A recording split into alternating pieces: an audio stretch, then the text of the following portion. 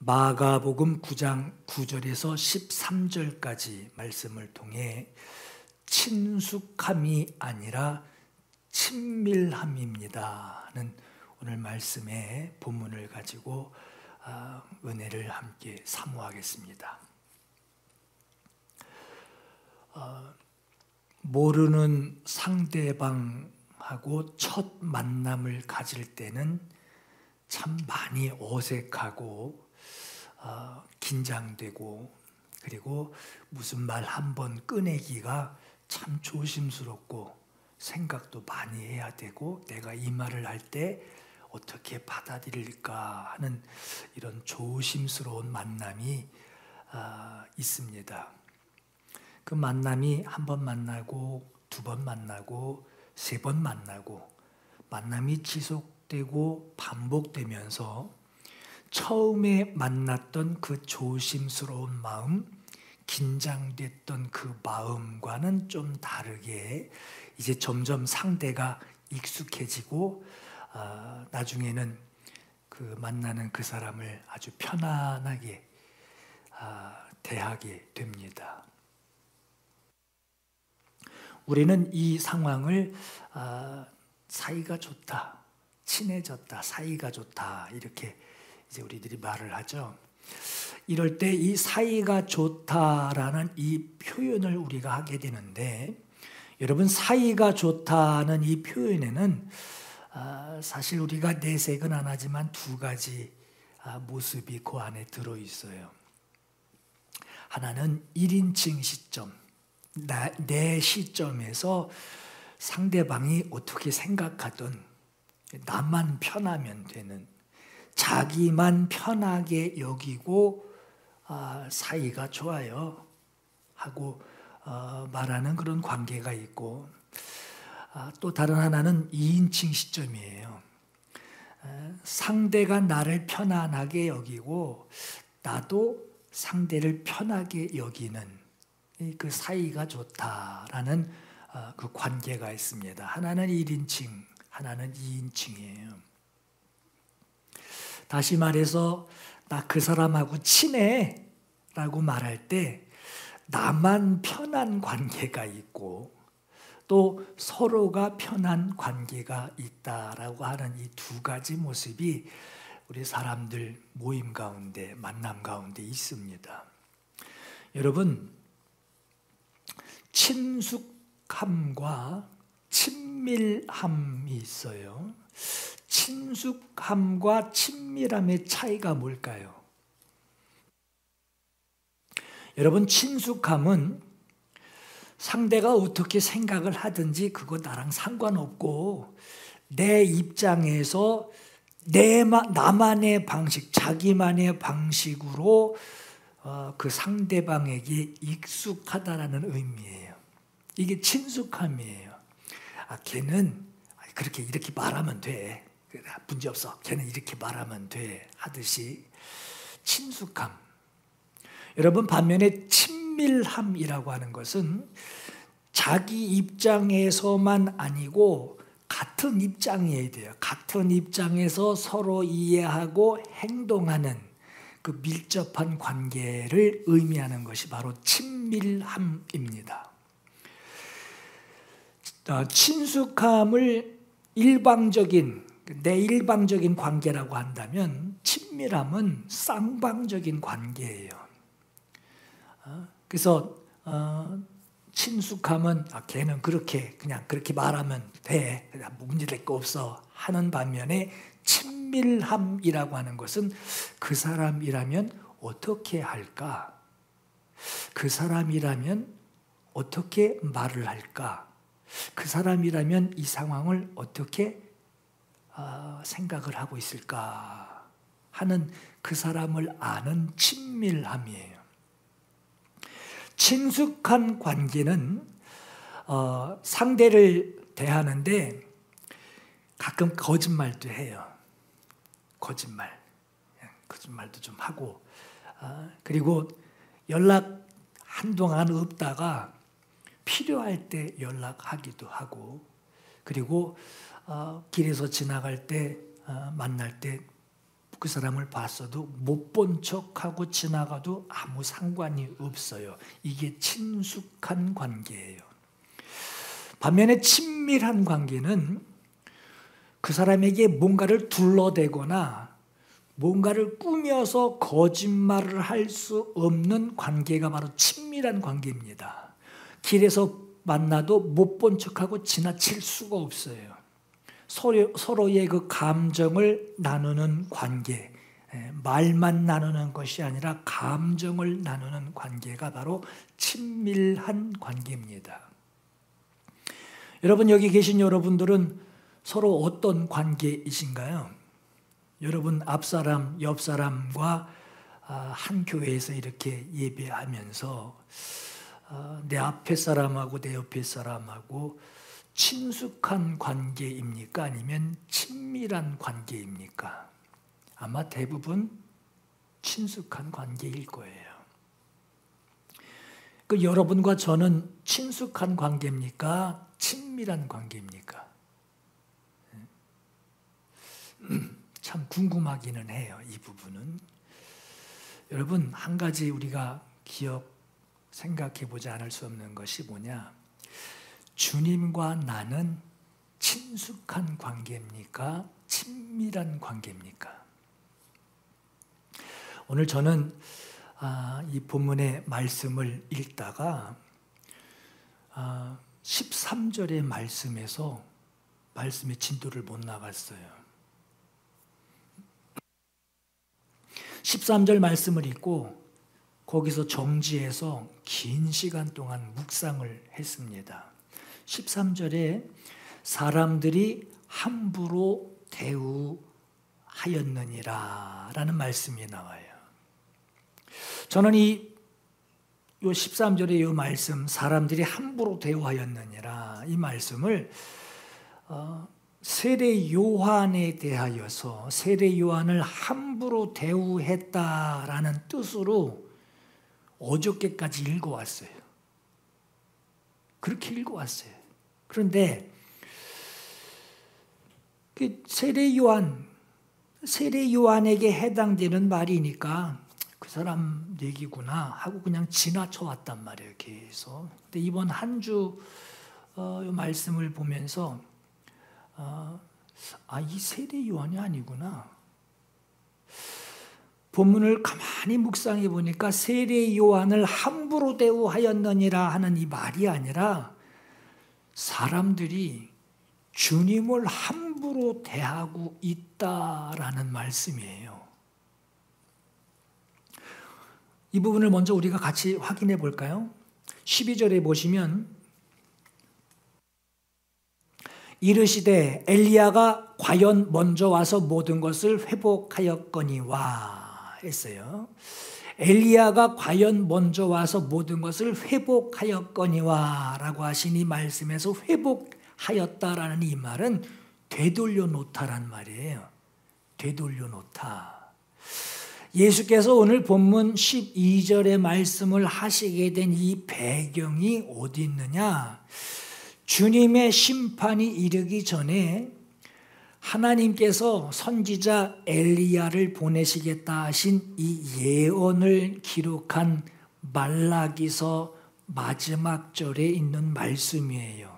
말라기서 4장 5절에 보라, 여호와의 크고 두려운 날이 이르기 전에 내가 선지자 엘리야를 너희에게 보내리니 그가 아버지의 마음을 자녀에게로 돌이키게 하고 자녀들의 마음을 그들의 아버지에게로 돌이키게 하리라 하고 되돌려 놓다, 회복한다라는 말이 여기서 나온 거예요.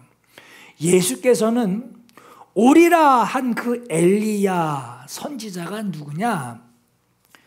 성경에 보면 세례 요한이라고 나와 있습니다.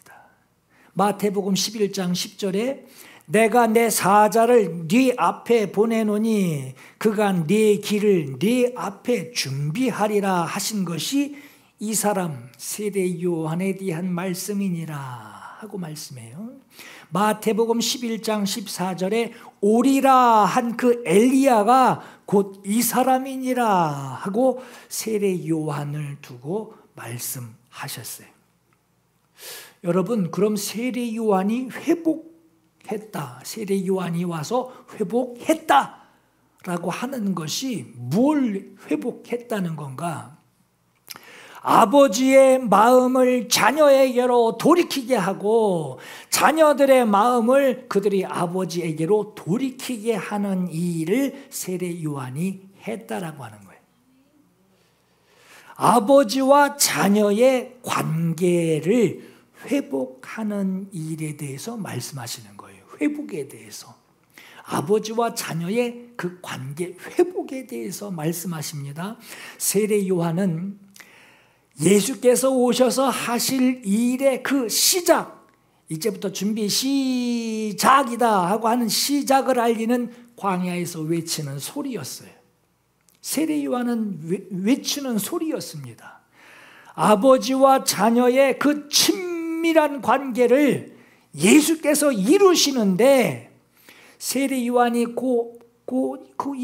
예수께서 이루시는 그 일에 앞서서 세례 요한이 먼저 와서 그 길을 예비했다라고 하는 거예요. 자녀에게 향한 아버지의 마음이 친밀함으로, 아버지에게 향한 자녀의 마음이 친밀함으로 그 회복하는 그 길을 세례 요한이 예비했다라고 하는 거예요. 그리고 예수께서는 그 길, 세례 요한이 예비한 그 길, 회개하라, 천국이 가까웠느니라. 똑같은 말씀을 예수께서 하시면서 전도하신단 말이에요. 예수께서 그 길, 그 공생애의 길로 향하실 때에 아버지와 자녀의 그 친밀함을, 그 공생애, 그 친밀함을 이루기 위하여, 그 친밀함을 위하여 공생의 길을 예수께서 가셨다라고 하는 거예요. 이를 위해서 세례 요한은 예수님보다 앞서 그 길을 예비하는 자로 하나님께 보냄을 받은 자요. 예수께서는 그 뒤에 그 일, 아버지가 아들에게 맡기신 그 일을 이루기 위하여 세례 요한이 예비한 그 닦아놓은, 준비해놓은 그 길로 예수께서는 가셨다라고 하는 겁니다. 12절 말씀에 이르시되 엘리야가 과연 먼저 와서 모든 것을 회복하였거니와 어찌 인자에 대하여 기록하기를 많은 고난을 받고 멸시를 당하리라 하였느냐 해요. 이 말씀을 정리를 하면, 여러분 헷갈리실까 봐 말씀드려요.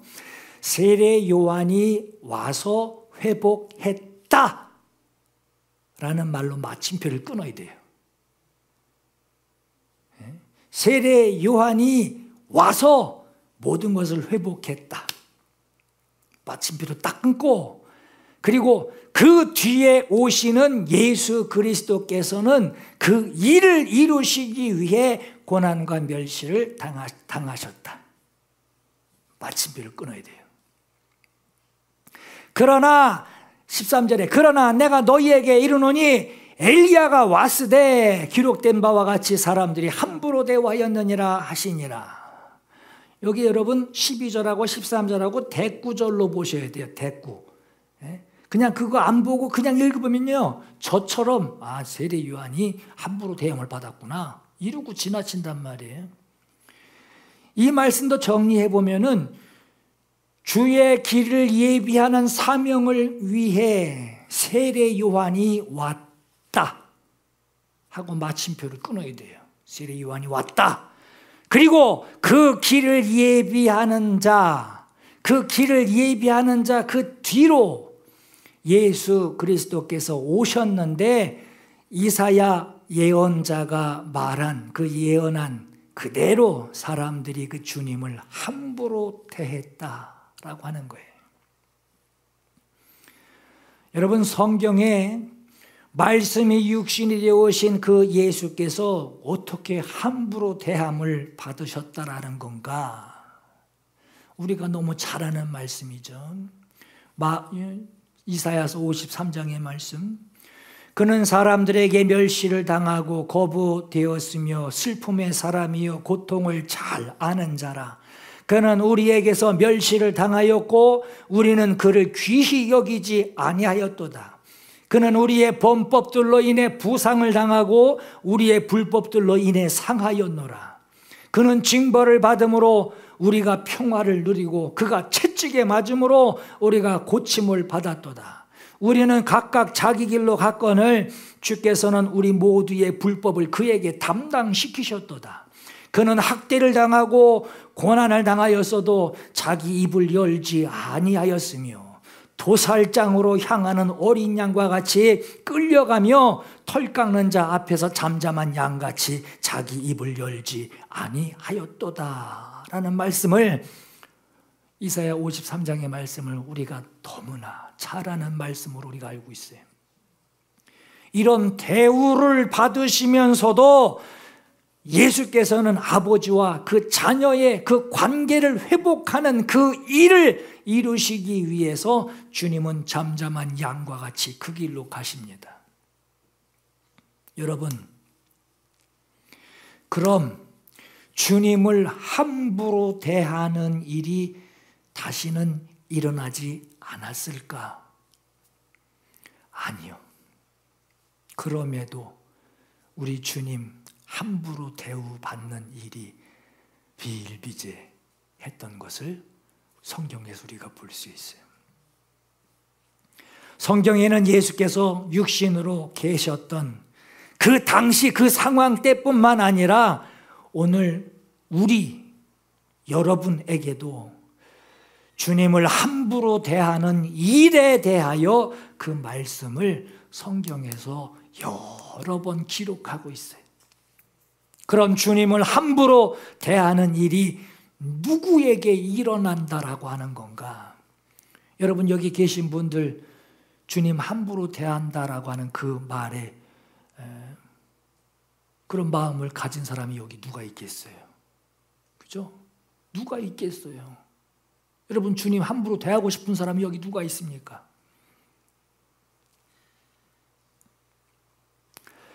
그런데 우리 주님께서는 사람들이 함부로 나를 대하였고 그리고 함부로 대우받게 될 것을 주님은 말씀하십니다. 마태복음 25장 42절에 예수께서 말씀하시기를 내가 줄일 때 너희가 먹을 것 주지 아니하였고 내가 목마를 때 너희가 마시게 하지 아니하였고 내가 나그네 됐을 때 너희가 영접하지 아니하였고 내가 헐벗었을 때에 너희들이 내게 옷 입히지 아니하였고 내가 병들었을 때에 옥에 갇혔을 때에 돌보지 아니하였느니라.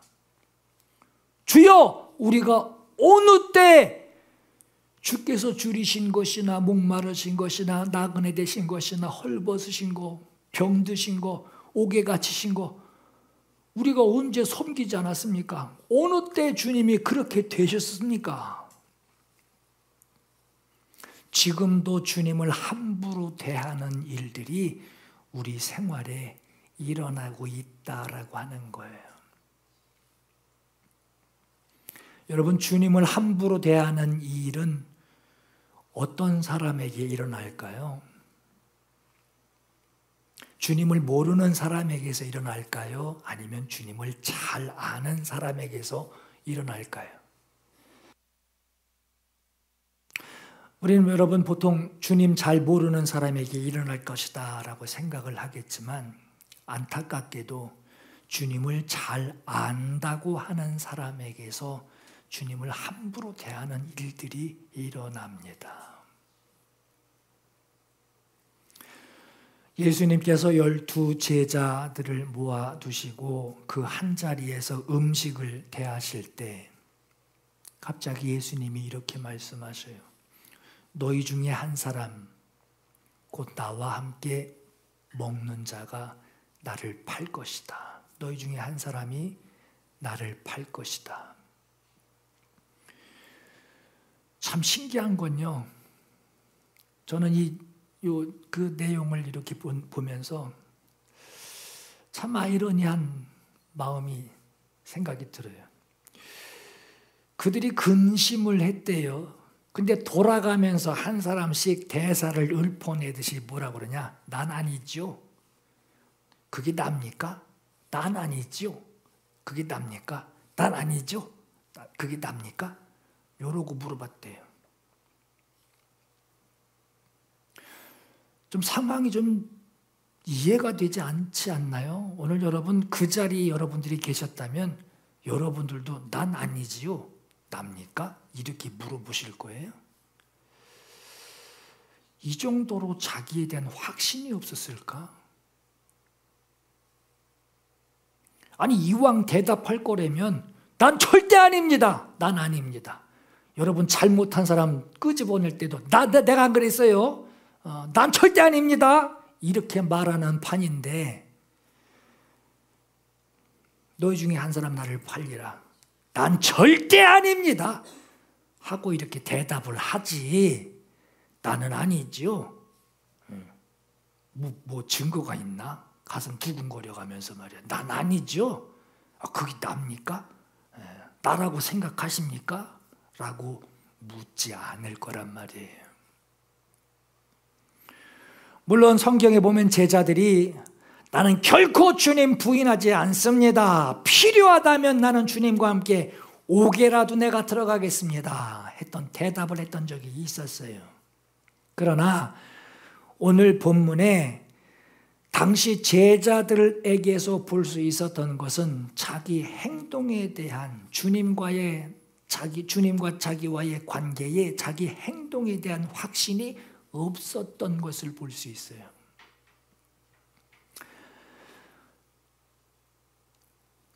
그 앞장에 보면은 예수님께서 제자들에게 너희는 나를 누구라 하느냐 하고 물으시니까 베드로가 주는 그리스도십니다 하고 대답했어요.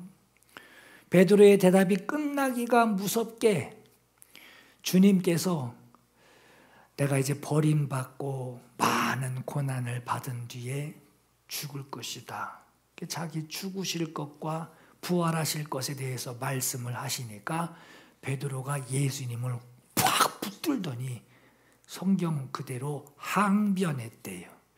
여러분이 항변이라는 이 뜻, 이거 에피티마오라는 이 항변이라는 이 뜻이 뭐냐?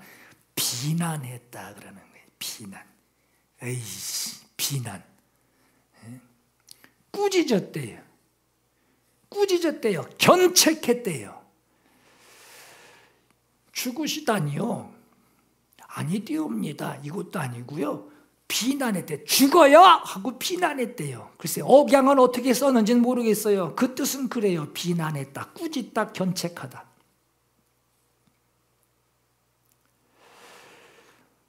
주님을 위하는 그 마음, 다시 말하면 나 주님하고 친해. 나 주님하고 아주 가까워. 아주 그 친근한 그 친근한 관계를 자기 스스로 표현한 그 표현의 대답 말이었겠지만 가까울수록 여러분 뭐 말도 막 반말도 하고 그러잖아요.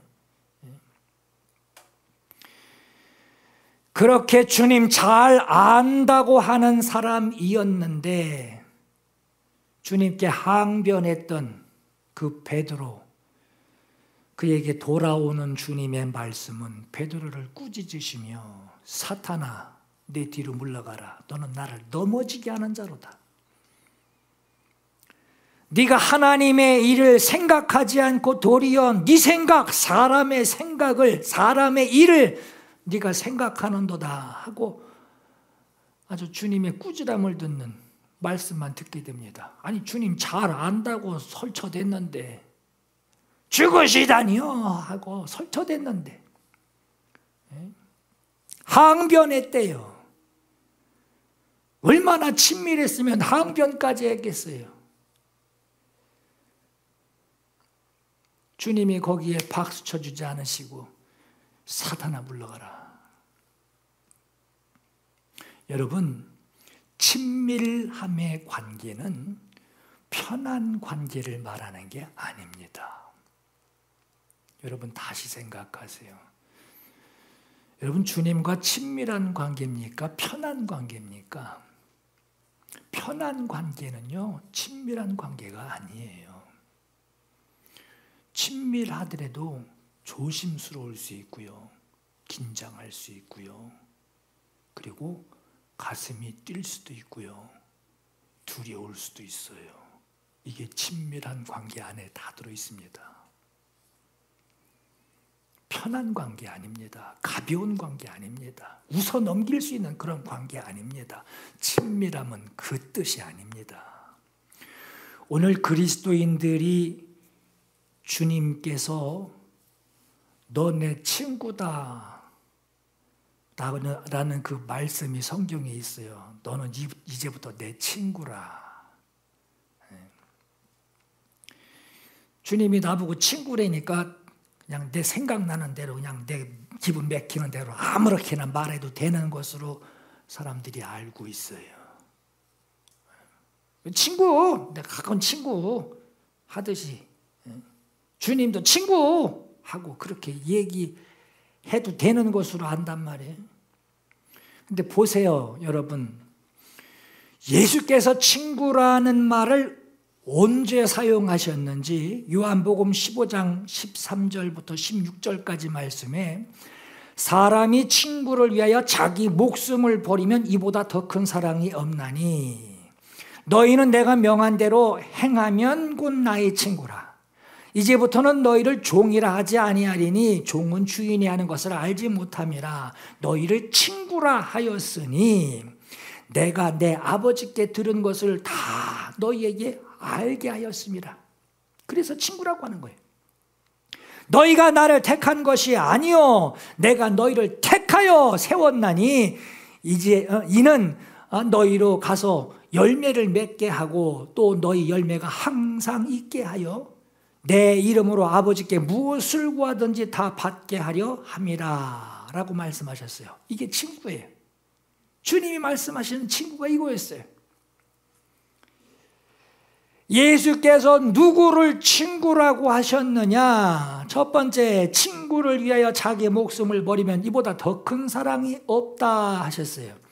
주를 위하여, 주님을 위하여 자기 목숨을 사용할 줄 아는 사람, 그런 사람이 되었다면 주님과 친밀한 관계라고 하는 거예요. 얼마나 친밀한 관계겠어요. 내가 2개 가진 거 하나 주기도 아깝는데 하고 하는 사람하고 내 목숨을 어떻게 너를 위해 어떻게 쓸까 하는 사람하고는 이건 보통 관계의 차이가 아니죠. 그런 주님과 친밀한 관계를 가진 사람이 바로 나의 친구다라고 하셨어요. 주님은 우리의 목숨 버리셨죠. 주님은 우리 보고 친구라 하시면 거기에 대해서 반대할 사람이 아무도 없어요. 두 번째, 내가 명하는 대로 행하면 곧 나의 친구라 라고 하셨어요. 주의 말씀을 들은 대로 행하는 자를 나의 친구라고 하셨어요. 말씀 들은 대로 행하는 사람, 야, 나 친구다. 요한계시록 2장 4절에 너를 책망할 것이 있나니 너의 처음 사랑을 버렸느니라. 그러므로 어디서 떨어졌는지 생각하고 회개하여 처음 행위를 가지라 그랬어요. 여러분, 사랑을 행위라고 표현합니다. 처음 사랑을 버렸다. 처음 행위를 가져라 하고 말씀해요. 요한일서 2장 4절에 나 주님 알아, 그를 아노라 하고 그의 계명, 그의 말씀은 지키지 아니하는 자는 거짓말하는 자예요. 거짓말하는 자예요. 혼자 안 돼요. 근데 난 몰라. 진리가 그 속에 있지 아니하되 그의 말씀을 지키는 자는 하나님의 사랑이 참으로 그 속에서 온전하게 되었나니 그의 말씀을 지키는 자는 이로써 우리가 그의 안에 있는 줄 아노라 라고 말씀해요. 그의 안에 산다. 주님, 나 주님 안에 삽니다. 그의 안에 산다라고 하는 자는 그가 행하시는 대로, 들은 대로 자기도 행할지니라. 또 고린도전서 4장 19절에도 교만한 자들의 말이 아니라 오직 그 능력을 내가 알아보겠으니 하나님의 나라는 말에 있지 아니하고 오직 능력에 있음이라 했어요. 여러분이 능력이라는 말은 단순히 하고 싶은데 하는 그 의지를 말하는 것이 아니라 끌어오르는 힘이고 행위입니다. 행동하는 거예요. 여러분 능력 행한다, 능력 행한다, 능력이 나타난다 그러죠? 그 능력, 여러분 능력에 초점 두지 마세요. 그럼 여기 능력 행할 사람 누가 있어요? 초점을 어디다 줘야 되냐? 행하는 거예요. 행하는 거. 능력은 하나님께 나타나는 것이고 나는 순종하고 행하는 거예요.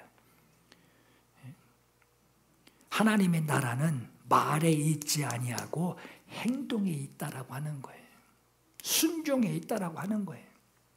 세 번째, 내가 내 아버지께 들은 것을 다 너희에게 알게 하였습니다 하셨어요. 아버지께서 내게 원하시는 것이 뭔지를 아는 자예요. 뭔지를 아는 자. 야, 올 추석엔 오지 마. 전화 뜯고 또 전화해서 올 추석엔 또 오지 마. 또 전화해서 올 추석엔 또 오지 마. 또 전화해서 바쁘면 오지 마라. 뭐라는 거예요? 오라는 거잖아요. 아버지께서 내게 원하시는 것이 뭔지를 아는 자가 주님과 친구라고 하는 거예요. 네 번째, 너희가 나를 택한 것이 아니요 내가 너희를 택하여 세웠다라고 하셨어요. 내가 예수를 내가 아는 일방적인 친숙한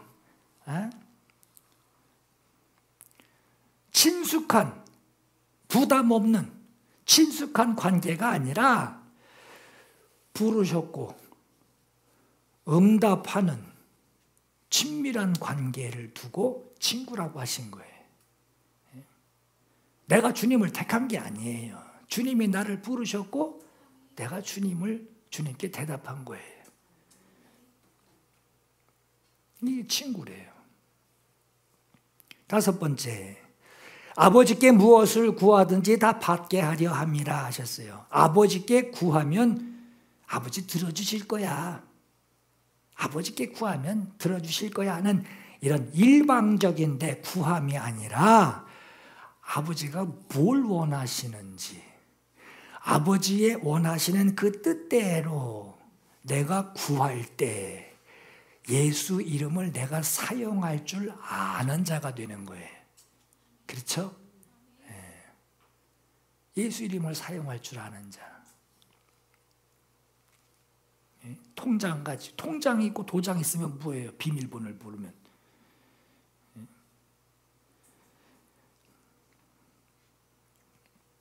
그 이름을 사용할 줄 아는 자.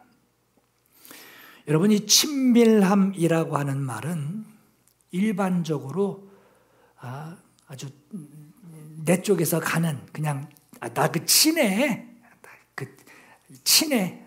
그분하고 친해. 익숙하다, 친숙하다라고 하는 것으로 이해해서는 안 됩니다. 친밀함은 친숙한 게 아니에요. 여러분, 익숙하고 친숙하면요 무슨 일이 벌어지냐? 함부로 대합니다. 함부로 대. 이게 여러분 예배 오시는 분들한테 제가 매주 이렇게 10만 원씩 이렇게 드린다고 쳐봐요. 꿈 같은 일이죠. 드린다 쳐봐요. 그러면 막 아이고 우리 안수정 권사님 같으면은 막 아이고 못 받는다고 막 이제 그럴 거예요. 상빈인 뭐 2장 없어요. 뭐 이러고 얘기하겠지만. 그러게. 근데 진짜 줘야 되나? 큰일 났다 이거. 여러분 그렇게 줄 땐 처음엔 아유 목사님 왜 그러세요? 잘 나오겠습니다. 잘하겠습니다. 하겠죠. 그걸 한 달 동안 해봐요. 아마 지갑 들고 올 거래요. 성경책은 두고. 그렇게 될 거예요. 여러분 감사를 익숙해지면요. 내가 편안해지고 익숙해지면 그냥 또 그렇게 함부로 대하게 돼요. 여러분 많이들 겪으실 거예요. 그런 일들. 사람 사이에도 이런데 하나님을 대할 때, 우리가 하나님을 대할 때 나만의 신앙, 내 하나님 믿어드릴게 하는 내 신앙을 가지고 내 하나님, 내가 얼마나 예배당 오느라고 아주 그냥 아침부터 전쟁 치르는지 아시죠? 하고 자기만의 신앙을 가지고 하나님을 친숙하게 대한다면 하나님과의 관계가 어떻게 되겠어요? 내가 요구할 게 더 많아질 거요. 내가 조건을 달 것이 더 많아질 거요. 내가 하나님 위해서 얼마나 애쓰는데 하나님 어째 이렇게 묵묵부답이십니까? 가는 게 있으면 오는 것도 있어야지. 관계가 이상해질 거예요. 우리가 하나님과 화목되었다. 하나님하고 우리하고 아주 화목되었다라고 하는 것은 정말 이건 보통 은혜가 아닙니다. 아주 큰 은혜입니다. 하나님과 친밀한 관계가 되었다라는 거예요. 아주 친밀한 관계. 화목되었다. 아주 친밀한 관계. 은혜 안에 거한다라고 하는 것이 받은 것으로 만족해하는 것으로 내가 마치면 고맙습니다. 처음엔 아주 넙죽 절하다가 고맙습니다 하다가 점점 각도가 점점 펴지죠. 고맙습니다.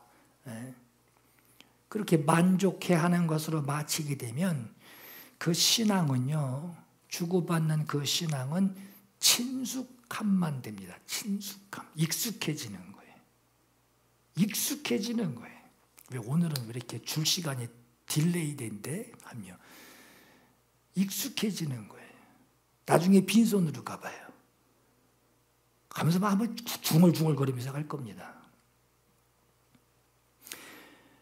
여러분 교회에서 직분을 맡았다고 해서 어른 행세하라는 것이 아니에요. 뒷짐지고 휴지가 떨어졌는데 저거 줍는 사람이 없어? 하면서 말이에요. 어른 행세하라는 게 아니라 화목하게 하는 직분을 주셨다라고 하는 거예요. 고린도 후서 5장 18절에서 19절의 말씀에 모든 것이 하나님께로서 났으며 그가 그리스도로 말미암아 우리를 자기와 화목되게 하시고 또 우리에게 화목하게 하는 직분을 주셨대요. 받았으니 그것이 뭔지를 아는 거예요. 그리고 그거를 막 주고 싶은 거예요. 화목하게 하는 직분을 주셨으니 곧 하나님께서 그리스도 안에 계시사 세상을 자기와 화목하게 하시며 화목하게 하는 말씀을 우리에게 부탁하셨느니라. 로마서 12장 18절에도 할 수 있거든. 여러분들이요, 할 수 있거든. 기회만 된다면 너희로서 모든 사람과 더불어 화목하라라고 했어요. 친숙하려는 게 아니에요. 여러분 조금 수준이 올라가야 돼요. 화목해야 된대요. 혼자 일방통행하지 말고 화목하라는 거예요. 하나님과 친밀한 관계가 되고 주님이 하시려고 하시는 일을 하나님과 내가 친밀한 관계가 돼요. 주님이시라면 어떻게 생각하실까? 주님이시라면 이걸 어떻게 하실까? 하는 친밀한 관계가 되어 주님이 하실 일을 내가 맡은 사람처럼 섬기는 자가 되기를 여러분 사모하시기 바랍니다.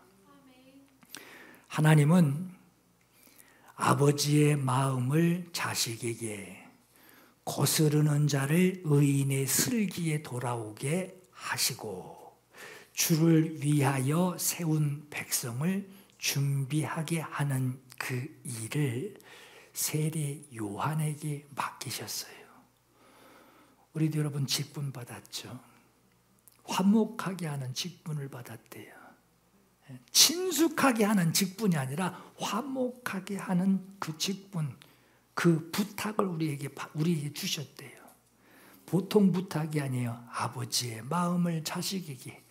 아우, 저 자식 말 안 들어. 아주 그냥 왼수 덩어리에서 다 내보냈으면 쫓아냈으면 좋겠는데 아직 어디 가서 죽지도 않나?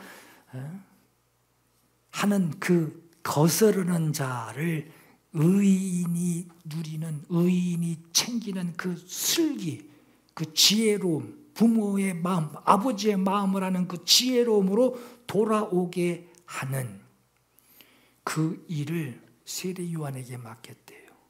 이게 보통 일이겠어요? 그러나 세례 요한은 그 일을 했단 말이에요. 여러분, 오늘 우리도 아버지의 마음을 자녀에게, 자녀의 마음을 아버지께 돌아오게 하는 그 화목하게 하는 직분, 교회에서뿐만 아니라 여러분 가정에서도 자녀들이 친숙하게 아빠! 부를 수 있어요. 친밀함이 들어가야 된단 말이에요. 자녀가 부모에게 친밀함.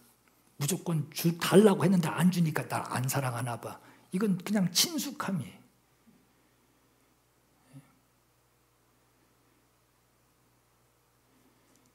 우리 유진이는 통장 걱정하면서 돈을 쓸 것도 지가 돈 모아가면서 쓰고 그래. 벌써 늙었나 싶을 정도로 왜 이렇게 저렇게 그냥, 그게 더, 그 마음을 알면 더 괴로워요. 부모 마음에서는. 여러분, 하나님과 나와의 친밀한 관계, 여러분 마음속에 충만해지기를 간절히 바라고요. 또 주님이 그 직분을 우리에게 주셨대요. 어디다 써먹겠어요? 교회에서, 여러분 가정에서, 자녀는 부모에게, 부모는 자녀에게, 또 우리는 하나님께, 하나님이 우리에게 주시려 할 때 내가 감당할 수 있는 이러한 친밀한 관계가 오늘 여러분들 가정과 여러분 심령에 충만하게 나타나기를 예수 이름으로 축원합니다.